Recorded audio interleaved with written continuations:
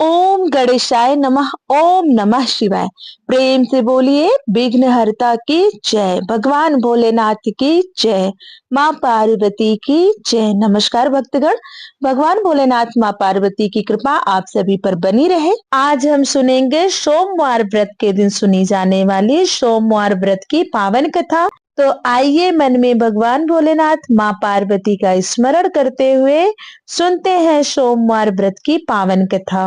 एक साहूकार बहुत अधिक धनवान था। उसके पास धन आदि की कोई कमी नहीं थी। साहूकार के पास सभी सुख और ऐश्वर्य के साधन थे, किंतु उसको एक ही दुख था कि उसके कोई औलाद नहीं थी। दिन रात वह इसी चिंता में लगा रहता और वह पुत्र पाने के लिए हर सोमवार को भगवान चंद्रदेव व शिव जी की पूजा करता। वह व्रत भी रखता था। साहूकार की भोलेनाथ के प्रति ऐसी भक्ति देखकर एक बार माँ पार्वती जी ने शिव जी से कहा, हे नाथ, यह साहूकार आपका अनन्य भक्त है और सदैव ही आपका व्रत और पूजन भक्ति भाव से किया करता है। आप कृपा करके इसकी मनोकामना को पूरी कर दें। माता पार्वती जी के ऐसे वचन सुनकर भोलेनाथ ने माँ गौरी से कहा, हे पार्वती, यह संसार एक कर्म क्षेत्र है। यहाँ जो भी जैसा कार्य करता है उसे वैसा ही फल मिलता है, अर्थात जैसा कार्य मनुष्य करता है वैसा ही परिणाम भोगता है। किंतु माता पार्वती आग्रह पूर्वक बोली, हे महादेव, यह आपका अनन्य भक्त है। यदि इसको कोई भी दुख है तो आपको उसे अवश्य दूर करना चाहिए।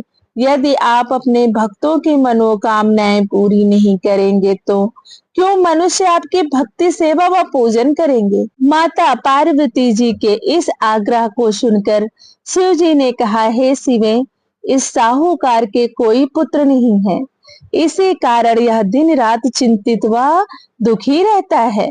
इसके भाग्य में संतान न होने पर भी मैं इसे पुत्र प्राप्ति के लिए वरदान देता हूँ, किंतु इसका पुत्र केवल 12 वर्ष तक ही जीवित रह सकता है, इसके बाद वह मर जाएगा। इससे अधिक मैं इस साहूकार के लिए कुछ भी नहीं कर सकता। माता पार्वती और भोलेनाथ के द्वारा की गई इन बातों को साहूकार सुन रहा था। उसे यह सारी बातें सुनकर ना कोई खुशी हुई और ना ही कोई दुख। वह पूर्वत यानी उसी प्रकार शिव जी की पूजा व व्रत करता रहा। कुछ समय पश्चात साहूकार की पत्नी गर्भवती हो गई और 10वें महीने में उसने एक बहुत ही सुंदर पुत्र को जन्म दिया। साहूकार के घर में बहुत खुशियां मनाई गई, किंतु साहूकार ने अपने पुत्र की 12 वर्ष की उम्र जानकर कोई खुशी प्रकट नहीं की और इस संबंध में किसी को कोई भेद भी नहीं बतलाया। वह बालक धीरे धीरे बड़ा होने लगा। जब वह बालक 11 वर्ष का हो गया तो बालक की माता ने साहूकार से उसके विवाह के लिए कहा, लेकिन साहूकार को भगवान भोलेनाथ और माता पार्वती द्वारा कही गई वह बातें याद थी कि मेरे पुत्र की आयु सिर्फ 12 वर्ष है। उसने मन में विचार किया कि अगर मैंने अपने पुत्र का विवाह कर दिया तो किसी की पुत्री का जीवन बर्बाद हो जाएगा, इसलिए मैं अपने बेटे को काशी जी पढ़ने भेजूंगा, क्योंकि भगवान भोलेनाथ का दिया हुआ है और मैं चाहता हूँ कि आखिरी समय या वहीं पर बिताए। मन में ऐसा स्मरण करते हुए उसने अपनी पत्नी से कहा कि मैं अभी इसका विवाह नहीं करूंगा, मैं इसे काशी जी पढ़ने के लिए भेजूंगा। साहूकार ने अपने साले को बुलाकर कहा कि तुम इस बालक को काशी जी पढ़ने के लिए ले जाओ और इसे विधिवत शिक्षा ग्रहण कराओ। साहूकार ने उसको बहुत सा धन देकर कहा कि रास्ते में जहां कहीं भी ठहरो वहां यज्ञ और ब्राह्मणों को भोजन कराते जाना। इस प्रकार वह दोनों मामा भांजे रास्ते में यज्ञ करते, दान देते तथा ब्राह्मणों को भोजन कराते हुए जा रहे थे। रास्ते में एक शहर पड़ा। उस शहर में राजा की कन्या का विवाह था। एक अन्य राजा का लड़का बारात लेकर आया था, लेकिन वह एक आंख से काना था। लड़के के माता पिता को इस बात की चिंता थी कि कहीं काने वर को देखकर कन्या के माता पिता विवाह में किसी प्रकार की अड़चन न डाल दें।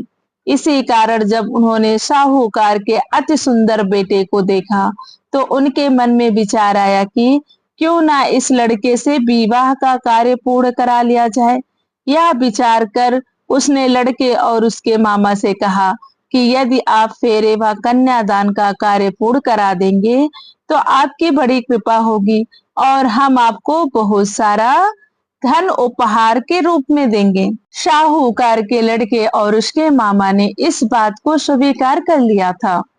विवाह का काम भली प्रकार से पूरा हो गया। जब वह लड़का जाने लगा तो उसने चुपके से राजकुमारी की चुनरी पर लिख दिया कि तेरा विवाह तो मेरे साथ हुआ है, लेकिन जिसके साथ तुझे भेजा जाएगा वह एक आंख से काना है। मैं काशी जी को जा रहा हूँ। राजकुमारी ने जब इस प्रकार लिखा पाया तो उन्होंने काने राजकुमार के साथ जाने से मना कर दिया और कहा कि यह मेरा पति नहीं है। मेरा विवाह जिसके साथ हुआ है वह काशी जी गया है। राजकुमारी के माता पिता ने यह सब जब सुना तो उसने अपनी कन्या को विदा करने से इनकार कर दिया। बारात वापस चली गई। उधर साहूकार का लड़का और उसका मामा काशी जी पहुंचे।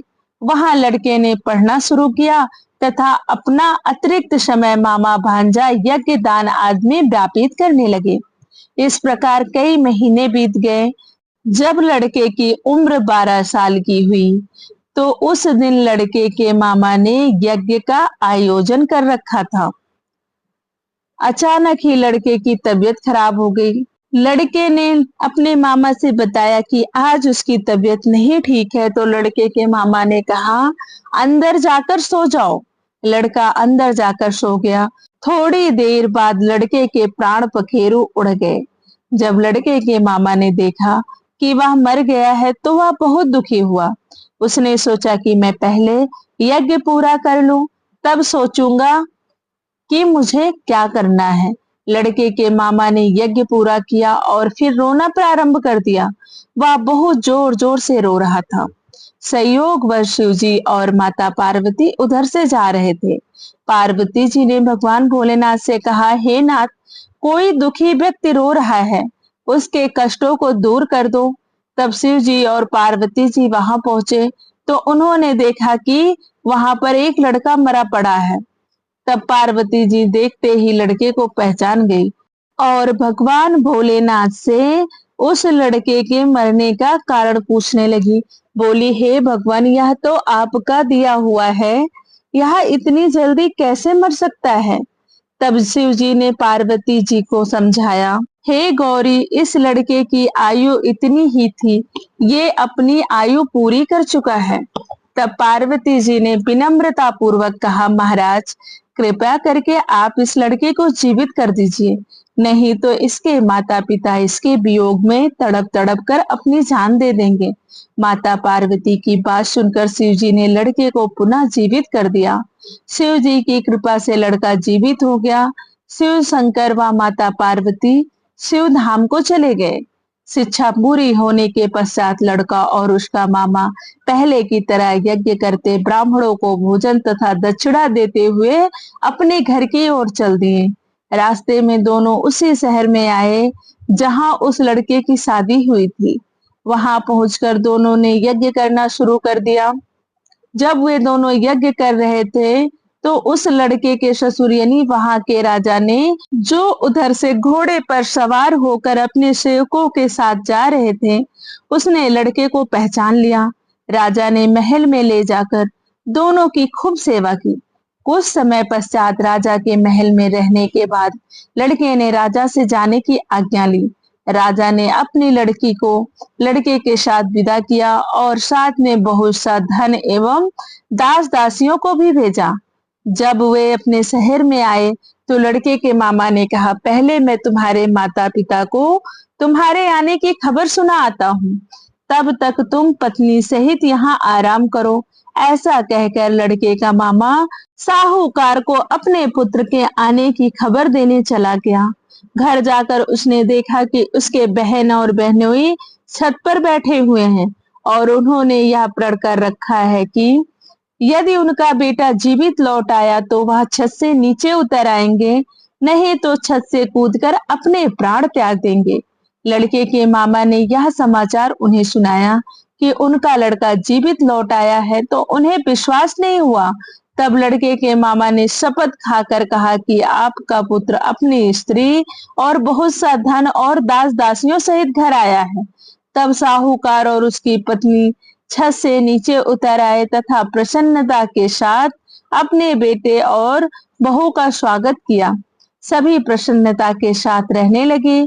इस प्रकार भक्ति भाव से जो भी प्राणी सोमवार के व्रत की कथा का पालन करता है तथा प्रेम पूर्वक इस कथा को सुनता या पढ़ता है तो उसके सभी कष्ट दूर होते हैं, सारी मनोकामनाएं पूर्ण होती हैं और इस लोक में सभी सुखों और सुविधाओं को भोग कर अंत में उसे शिवलोक की प्राप्ति होती है। प्रेम से बोलिए भगवान भोलेनाथ की जय, माँ पार्वती की जय।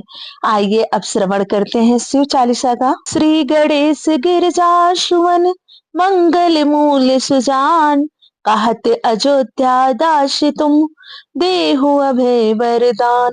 जय गिरजापति दीन दयाला, सदा करत संतन प्रतिपाला।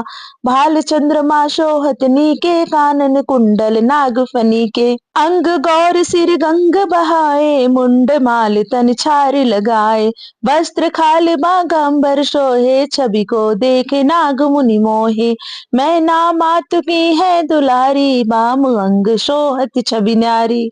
कर त्रिशूल शोहत छवि भारी, करत सदा शत्रु अनिचयकारी। नंदी गणेश सोहे ताह कैसे, सागर मध्य कमल है जैसे। कार्तिक श्याम और गणराऊ, या छवि को कही जात न काऊ। देवन जब ही जाए पुकारा, तब ही दुख प्रभु आप निवारा। किया उपद्रव तारक भारी, देवन सब मिल तुम्हें जुहारी। तुरस खडानन आप पठायो, लो निमेष महामारी गिरायो। आप जलंधर असुर संघारा, सूयस तुम्हारे विदित संघारा। त्रिपुरासुर सन युद्ध मचाई, सब ही कृपा कर लीन बचाई। किया तपहि भागीरथ भारी, पूरब प्रतिज्ञा तसु पुरारी। दानिन महा तुम सम को नाही, सेवक स्तुति करत सदाहि। वेद नाम महिमा तो गाई, अकद अनादि भेद नहीं पाई। प्रगट उदधि मंथन में ज्वाला, जरे सुरासुर भय बिहाला। कीन दया तह कर सहाई, नीलकंठ तब नाम कहाई। पूजन रामचंद्र जब कीन्हा, जीत के लंक विभीषण दीन्हा। सहस कमल में हो रहे धारी, कीन प्रतीक्षा तब ही पुरारी। एक कमल प्रभु राख्यो जोई, कमल नयन पूजन चाह सोई। कठिन भक्ति देखे प्रभु शंकर, भय प्रसन्न दिए इच्छित वर।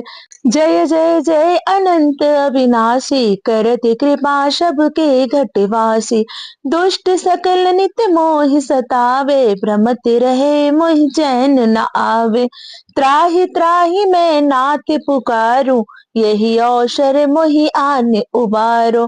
ले त्रिशूल शत्रुन को मारो, संकट से मोहि आन उबारो।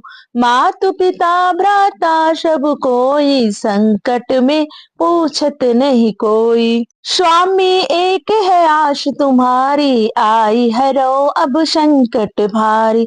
धन निर्धन को देत सदा ही, जो कोई जाचे वो फल पाही। अस्तुत के ही विधि करो तुम्हारी, क्षमहु नाथ अब चूक हमारी। शंकर हो संकट के नाशन, मंगल कारण विघ्न विनाशन। योगी यति मुनि ध्यान लगावे, नारद सारथ धीस नमावे। नमो नमो जय नमो शिवाय, सुर ब्रह्मादिक पार न पाए। जो यह पाठ करे मन लाई, तापर होते शंभु सहाय। ऋषियन जो कोई हो अधिकारी, पाठ करे सो पावन हारी। पुत्रहीन कर इच्छा कोई, निश्चय शिव प्रसाद ते होई। पंडित त्रयोदशी को लावे, ध्यान पूर्वक होम करावे। त्रयोदशी व्रत करे हमेशा, तन नहीं ताके रहे कलेसा। धूप दीप नैवेद्य चढ़ावे, शंकर सम्मुख पाठ सुनावे।